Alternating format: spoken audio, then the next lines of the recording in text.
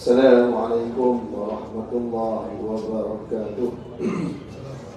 Bismillahirrahmanirrahim. Arsala rasulahu bil huda wa dinil haq liyuzhirahu 'ala ad-din kullihi walau karihal musyrikun.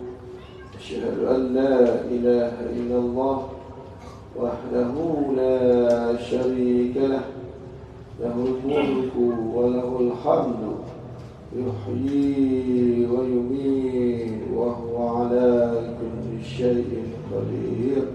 Amma ba'd.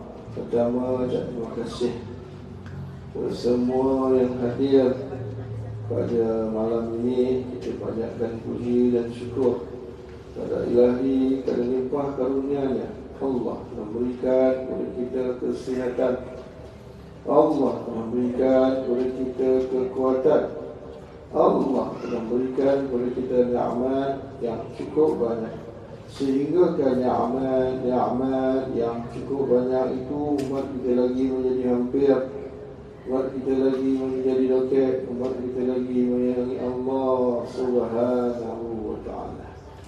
Tetapi ada juga manusia-manusia yang diberikan nikmat tersebut telah menjadikan mereka itu lalai.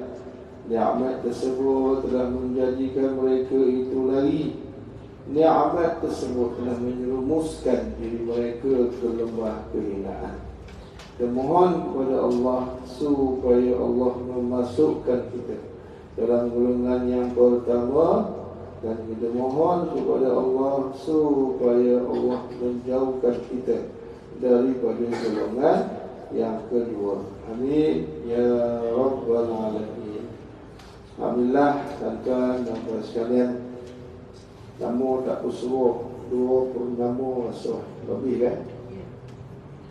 Dari Mekah 28 bulan 5. Nah, 28 bulan 5. Hari ini berbulan 7 kan? 7 bulan 8. Maknanya 2 bulan lebih kan?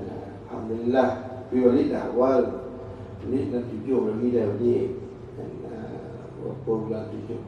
2 bulan 7 dah balik dah ya. Jadi alhamdulillah ini baik usuh. Alhamdulillah, insyaAllah kita akan sambung pembahasan apa nama ni, kitab kita ni, tafsir Ibnu Katsir, surah Al-Baqarah ayat 151. Maju kan? 151 kan? Betul tak? Nah, waktu kaya Kak Tuan Makhluk waktu dah kan? Jadi Allah berfirman dalam surah Al-Baqarah ayat 151, 152. A'udzu billahi minasyaitonir rajim. Bismillahirrahmanirrahim. Kama arsalna fikum rasulan minkum yatlu alaykum ayatina wa yuzakkikum wa yu'allimukumul kitaba wal hikmah wa yu'allimukum ma lam takunu ta'lamun fadhkuruni azkurkum washkuruni wa la takfurun. Maksudnya, sebagaimana kami telah menyempurnakan nikmat kami kepadamu, telah kami mengutus kepadamu rasul di antara kamu yang membacakan ayat-ayat kami kepada kamu dan menyucikan kamu dan mengajarkan kepada kamu Alkitab dan juga hikmah.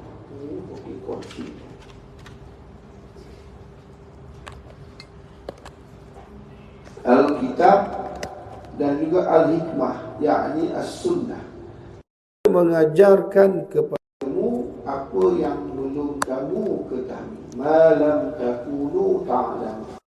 Kerana itu, ingatlah kamu kepadaku, nescaya aku ingat, yakni pula kepadamu. Dan bersyukurlah, washkuruli, bersyukurlah kepadaku, wala takfurun, dan janganlah kamu mengingkari nikmatku. Ya, 151 152. Tuan-tuan dan puan sekalian, dalam ayat yang lalu kita dah baca bagaimana Allah Subhanahu wa taala telah menyatakan bahawa Nabi Muhammad itu adalah Rasulullah. Dan diingatkan, ditegaskan banyak kali, bukan sekali, bukan dua kali, galak-galak kali, sehingga kan kadang-kadang diulang 3 kali. Kan, kenapa banyak kali dia ulang-ulang sebab nak bagi tahu betapa pentingnya kan kita mengikuti Nabi Muhammad sallallahu alaihi wasallam. Kenapa terjadi sebegitu? Sebab ada di kalangan orang yang mereka hanya menyintai Allah. Mereka cinta Allah. Ya. Makanya Ibn Qayyim Al-Jawziyah menyatakan ada empat macam cinta. Ada empat macam cinta. Ya. Peringkat pertama iaitu mencintai Allah. Kan? Mencintai Allah ini tidak cukup untuk menghindarkan kita daripada api neraka. Ustaz, statement tu bagi elok sikit Ustaz. Cuba Ustaz ulang balik. Ulang balik, dengar elok. Mencintai Allah itu tidak cukup. Saya ulang, tidak cukup. Ya, tidak cukup untuk menghindarkan diri anda daripada dihumban api neraka. Biasa cinta ke Allah masuk syurga lah Ustaz. Kenapa pula Ustaz kata tak cukup?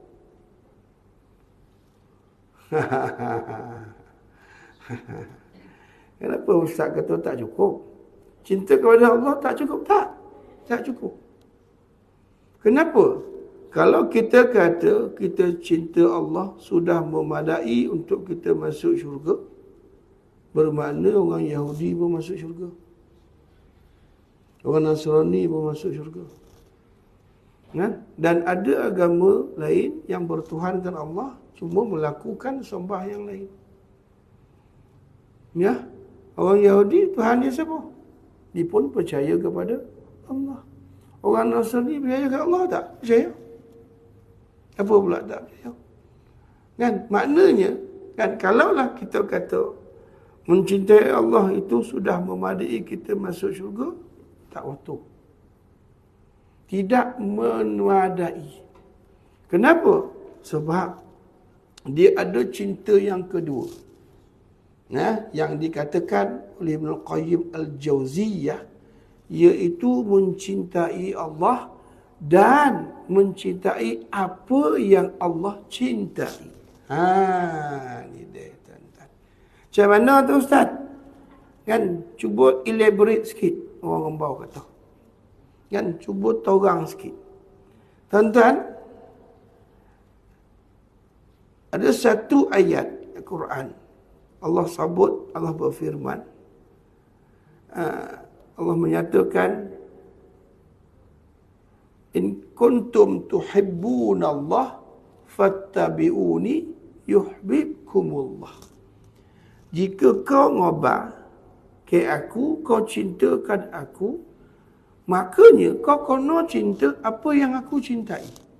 Barulah kau cinta aku dan kau kena cinta apa yang aku cintai. Ini baru lengkap. Ini baru boleh bawa masuk ke syurga. Kenapa? Ustaz, sebab jika kita mencintai Allah dan mencintai apa yang Allah cinta, bermakna itulah lengkapnya 2 kalimah syahadah. Asyhadu an la ilaha illallah wa asyhadu anna Muhammadar Rasulullah. Kenapa? Sebab orang Yahudi tidak percaya Muhammad itu Rasulullah. Bahkan kalau kita telusuri sejarah bagaimana Ka'ab bin Ashraf monci kat Nabi. Kan dulu saya pernah cerita macam mana Ka'ab bin Ashraf ni seorang Yahudi ni, hari-hari hina Nabi. Tuan-tuan, Hari-hari kata orang Nabi, tuan-tuan. Hari-hari. Kan? Tapi bila dia tanya, kita cinta ke Allah. Kita cinta Allah. Kita tak mengaku Nabi ya. Tak boleh. Allah kata, kalau kau kata cinta ke aku, kau kena cinta apa yang aku cintai. Kan? Tak, Nabi tak, kita tak ada. Kita cinta Allah ya. Tak boleh. Tak lengkap. Sebab apa? Rukun iman.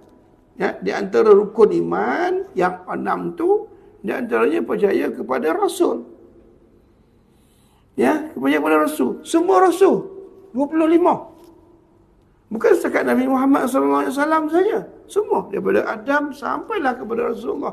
25. Makna kalau kita kena percaya kepada Nabi Musa. Ya, wajib. Kalau kita tak percaya Nabi Musa, jadi ustaz kafir.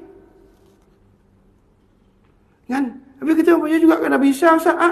Kalau kita percaya Nabi Isa jadi macam mana? Kafir. Kan? Kafir. Maknanya keluar pada Islam pasal ini masalah akidah. Ya, masalah akidah. Ya. Jadi tuan-tuan dan puan sekalian, rupa-rupanya cinta yang kedua ini adalah cinta yang lengkap. Ya, cinta yang lengkap, iaitu mencintai Allah dan mencintai apa yang Allah cintai. 2. Yang kedua, Ibnu Qayyim Al-Jauziyah menyatakan ada cinta yang ketiga, iaitu mencintai Allah dan mencintai apa yang Allah cintai dan beramal dengannya. Beramal dengannya. Ini lagi komplit. Ini lengkap.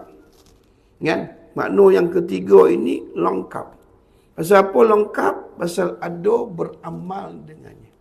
Ada orang cinta Allah, cinta Rasul. Kan? Tapi bila semayang, seorang-seorang pun tak apa ustaz.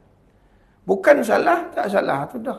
Tapi amalan yang Rasulullah buat, bila semayang, datang jemaah, terutamanya lelaki. Kan? Dapat 27. Kenapa? Sunnah Nabi. Ya? Kan? Sunnah Nabi, tuan-tuan, dibuat. Makna suruh sedekah. Suruh tunaikan zakat. Suruh puasa. Ada ramai orang tak puasa. Kan? Padahal puasa tu rukun Islam. Ramai yang tak puasa. Semayang pun ramai yang tak semayang. Bukan setakat semayang di surau masjid. Yang tak semayang pun ramai. Melambak yang tak semayang. Ya, lambat tak semayang. Banyak kes saya jumpa. Kan? Isteri datang mengadu suami tak semayang. Dan minggu lepas ada seorang datang. Ustaz, suami dia semayang ompek yo. Kenapa semayang ompek waktu yo? Dia tak semayang 5. Dia kata ompek waktu yo semayang kan 5 tu dah. Ya sudah. Sudah tuan-tuan. Semayang ompek waktu. Dia semayang ompek waktu. Sebab dia kata bukan 5. Semayang kita ni ompek ya bukan 5. Sudah. Apalah tuan-tuan. Baru minggu lepas. Ada orang datang mengadu bahawasanya dia baru balik haji. Dia kata Kaabah yang ada kat Mekah tu bukan Kaabah. Habis, kau balik haji kan? Baru balik haji ni bini dia cerita. Bini dia cerita. Baru balik haji. Kaabah tu bukan kat situ dah. Lah, yang kau bertawaf tu kat mana? Kan kat situ. Kaabah yang sebenar bukan kat Mekah. Kan? Allah Rabbi. Kat mana pula Kaabah tu? Kalau bukan kat Mekah, kat mana? Parah tuan-tuan. Ditelusuri. Kan? Rupa-rupanya dah ada satu ajaran baru. Kaabah itu di Jordan. Di kota Petra. Tuan-tuan baca surat khabar baru masuk dalam harian Metro. Saya sebut ni dalam live ni. Ya. Dalam live ni saya sebut kan telah keluar satu kepercayaan tentang wujudnya dua boleh Imam Mahdi. Ini yang terbaru ni. Kan nama dia The Ahmadi Religion of Light and Peace. Ya. yang menyeleweng. Kan? Mereka juga percaya lokasi sebenar Kaabah terletak di Petra, Jordan, bukan di Mekah, Arab Saudi. Ya, pergerakan ini menamakan juga seorang lelaki dipercayai rakyat Malaysia sebagai taraf bishop. Seorang taraf bishop sebagai ketua dan bertanggungjawab menyebarkan dakwah serta menguruskan pengikut mereka di negara ini, di Malaysia. Agama itu banyak pengikut. Ada di Amerika, Afghanistan, Thailand, UK, Turki. Merata ada, tuan-tuan. Dan dia menggunakan platform iaitu sosial media sebagai satu landasan tempat untuk dia menyebarkan video-video pendek, TikTok ke apa semua, untuk menjelaskan, untuk memberi penjelasan pertikaian Islam dengan ulama. Ya, jadi dibawa ulama-ulama dia jadi berkeliru, tuan-tuan.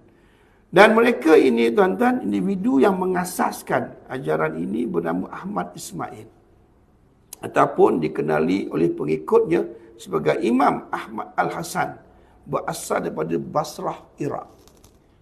Ya, jadi Ahmad Ismail ni umur 55 tahun. Dia mengaku diri Imam Mahdi yang pertama. Pasal dia kata ada 2 orang Imam Mahdi, dia yang pertama. Kan? Ya, Imam Mahdi yang pertama, ya, ada 2 oleh. Kan? Yang dijanjikan untuk memimpin Panji Hitam dari timur dan menyebarkan ajaran ini sejak lebih 20 tahun yang lalu. Sejak 2003 lagi. Sekarang 2023 dah. Dan ajaran ini dah masuk Malaysia. Dah masuk Malaysia, dah melarat. Dan Ahmad Ismail ini dikatakan pernah meramalkan COVID. Kan, pernah meramalkan perang Ukraine dan juga Rusia. Kan, dan perkara-perkara yang lain. Kan, makanya tuan-tuan, kumpulan ini baru-baru ini telah mendapat perhatian kerana beberapa individu mengaku sebagai pengikut ajaran terbabit. Saya baca sebiji-sebiji daripada Harian Metro. Berkumpul di hadapan sebuah kompleks beli belah di ibu negara Sabtu lalu untuk mempertahankan hak apa? Hak orang ramai mengamalkan gaya hidup lesbian, gay, bisexual dan transgender, LGBT. Dah berkumpul. Ya, makna dia dah buat demo. Allah Rabbi, ya.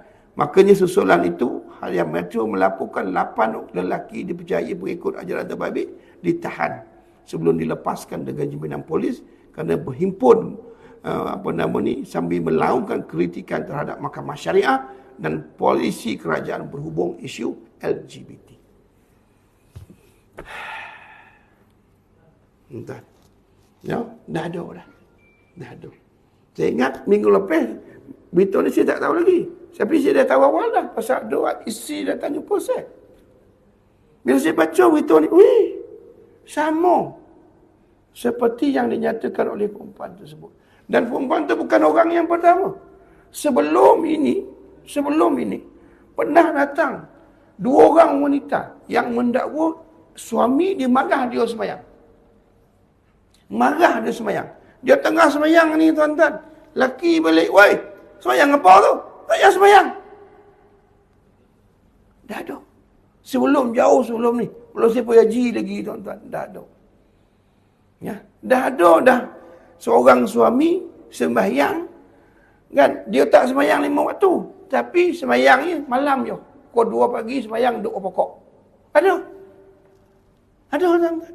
Ada. Jiran tuan-tuan yang sebelah sana.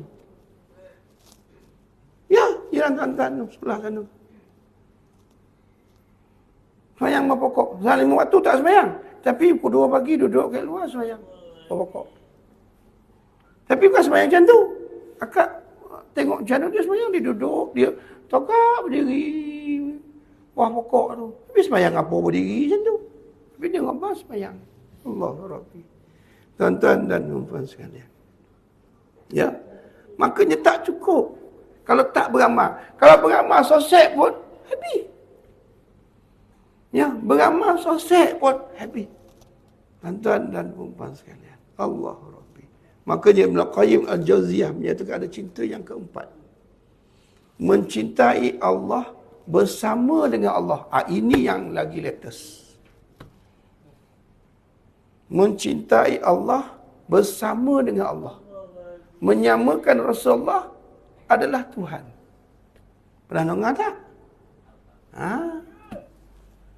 Ibn Qayyim Al-Jauziyah dah sebut ratusan tahun benda tersebut. Kan? Sekarang timbul. Makanya di antara hadis akhir zaman, Rasulullah SAW menyatakan, apabila engkau hidup dalam suatu zaman yang mana engkau melihat ajaran-ajaran yang terdahulu timbul kembali. Ajaran dulu-dulu, sosok-sosok Nabi Nuh punya LGBT, kan? Nabi Lut punya LGBT, kan? Ajaran apa nama ni, yang menyalahi daripada Islam yang sebenar, Khawarij, Mu'tazilah, kan? Kemudian ajaran-ajaran yang lain yang sosok timbul kembali pada zaman engkau. Rasulullah kata apa? Bersaksilah sesungguhnya engkau duduk pada akhir zaman yang hampir tiba. Allah. Sekarang keluar satu-satu, tuan-tuan. Keluar yang dulu-dulu punya, yang sebelum Nabi punya, keluar. Waktu Nabi punya,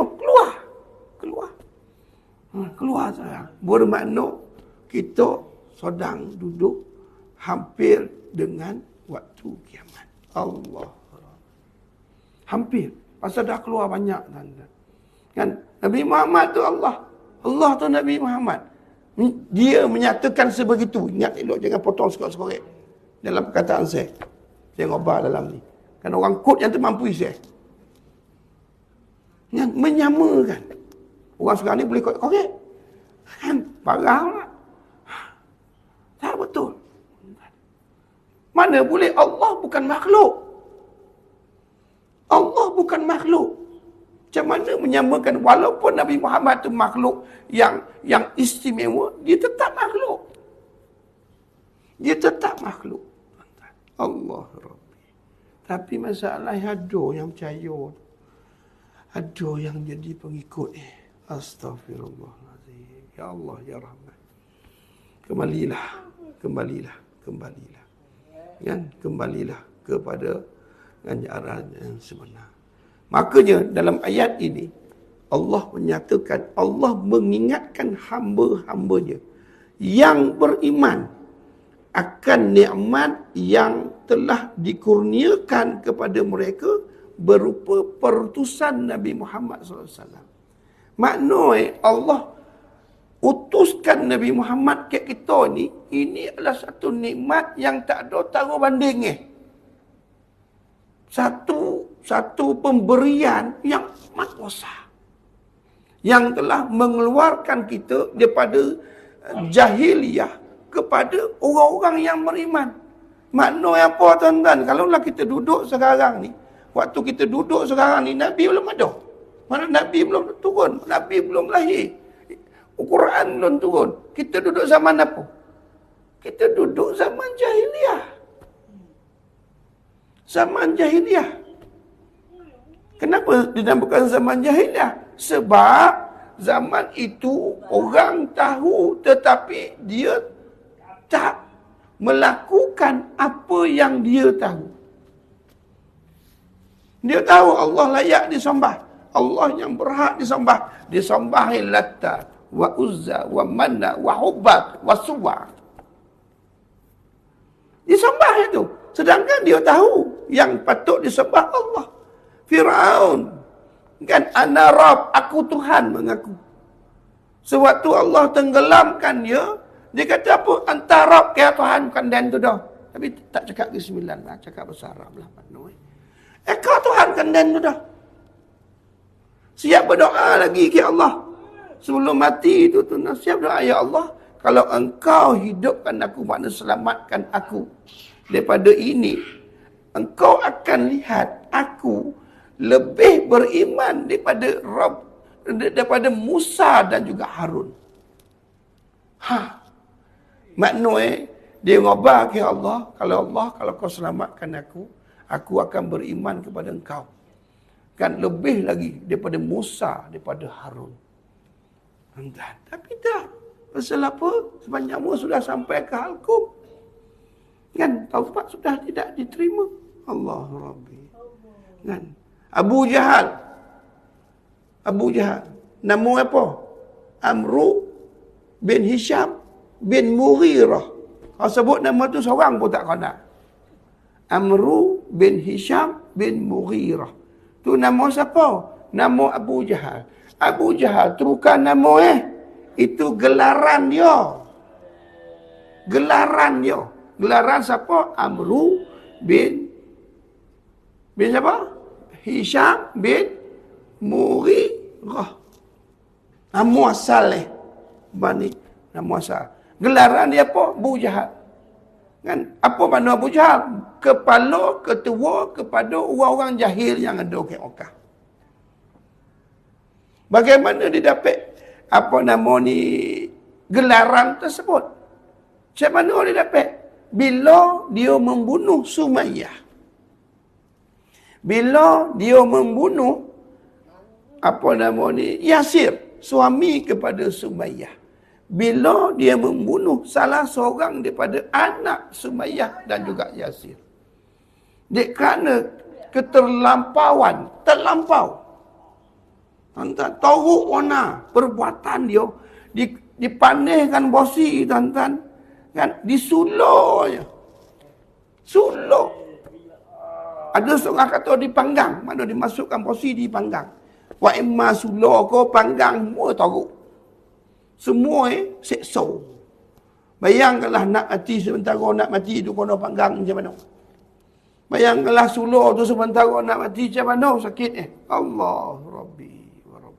Di hadapan suaminya, di hadapan anak kan matilah Sumayyah, orang yang pertama perempuan wanita syahid dalam Islam. Yang pertama tuan-tuan di dunia syahidah. Ya, mati. Tuan-tuan, syahid. Allah Sumayyah. Ni, laki dia tengok ni. Suami dia tengok. Kan? Bila dah mati, Abu Jahal tengok. Macam mana? Kau nak macam tu kau? Kalau kita macam mana agak-agak?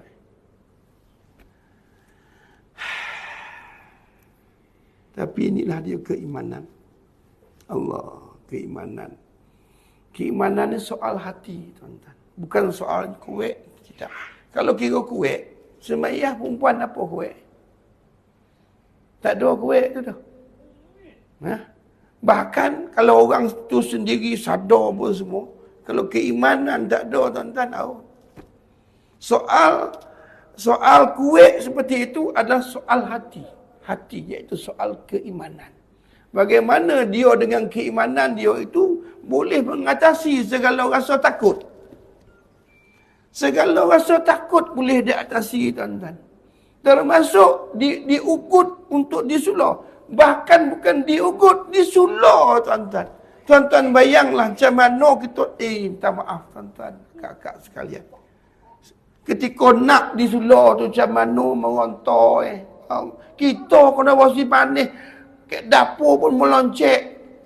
Ya Allah, biar amat. Sebetul letaknya amat.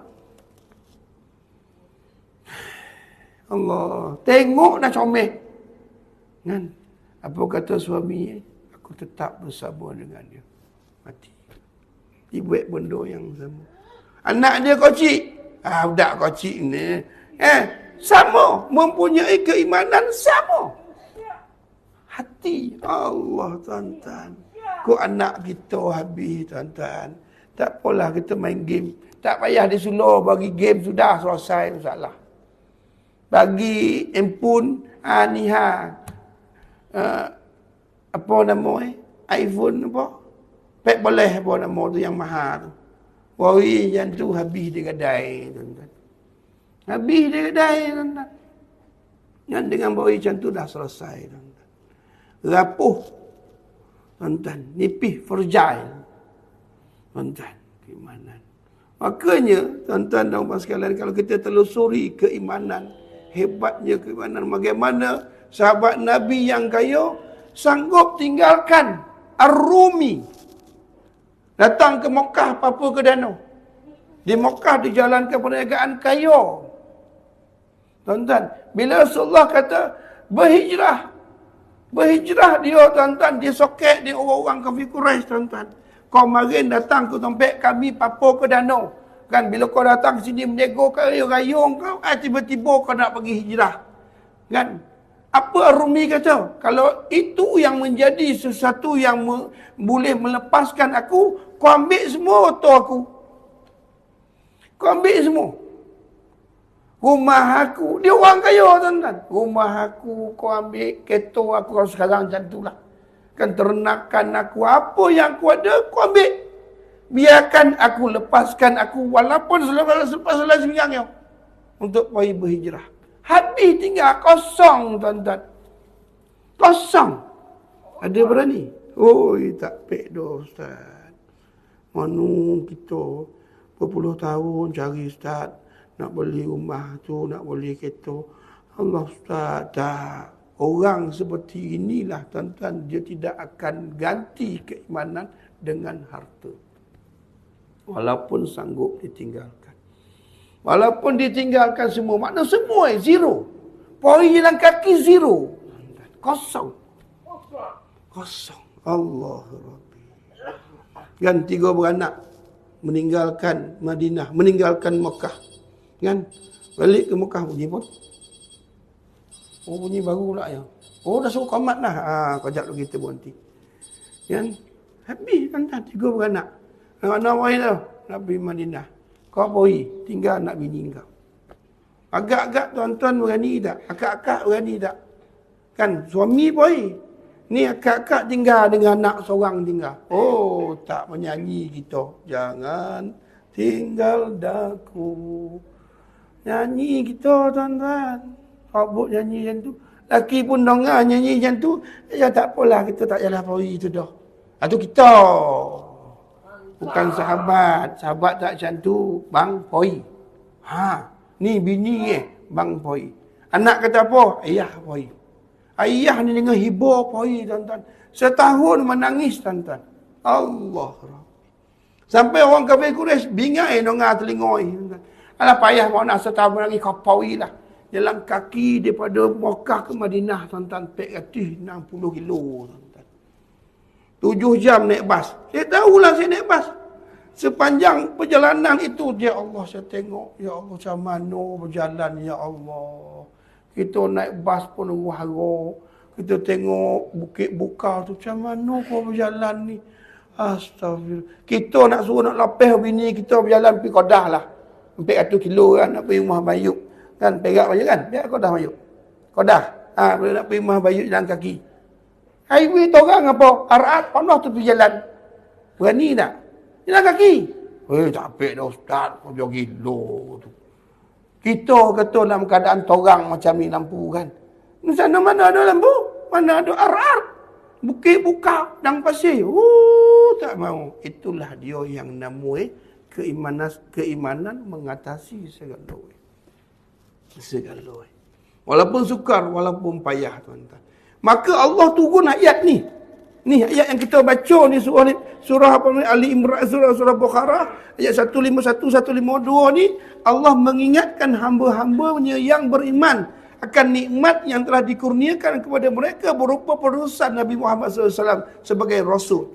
Kepada mereka yang membacakan ayat-ayat Allah, kepada mereka secara jelas dan menyucikan mereka daripada berbagai keburukan akhlak, kotoran jiwa. Ya. Segala perbuatan kaum jahiliah. Ni habis dihapuskan. Dan berbagai-bagai keburukan akhlak, kebejatan, kegelapan menuju dunia yang terang benderang.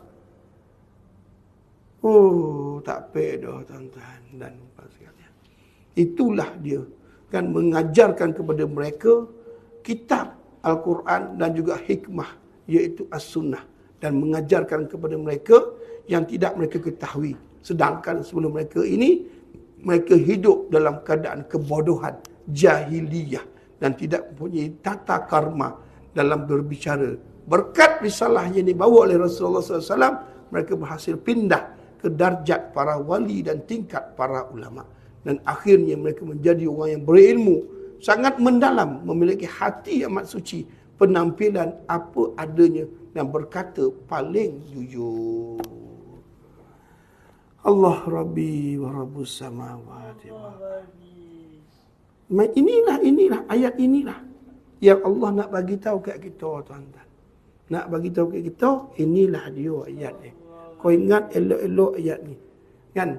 Imbas kembali bagaimana perjuangan yang telah dibuat oleh Rasulullah, bagaimana perjuangan yang ditinggalkan oleh sahabat-sahabat Nabi, bagaimana perjuangan yang telah ditinggalkan oleh salafus soleh marin, tuan-tuan.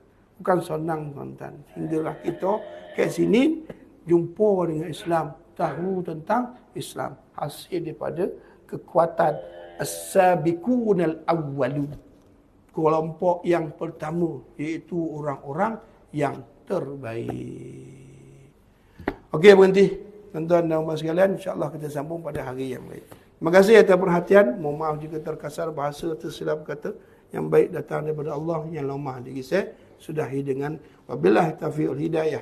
Wassalamualaikum warahmatullahi wabarakatuh.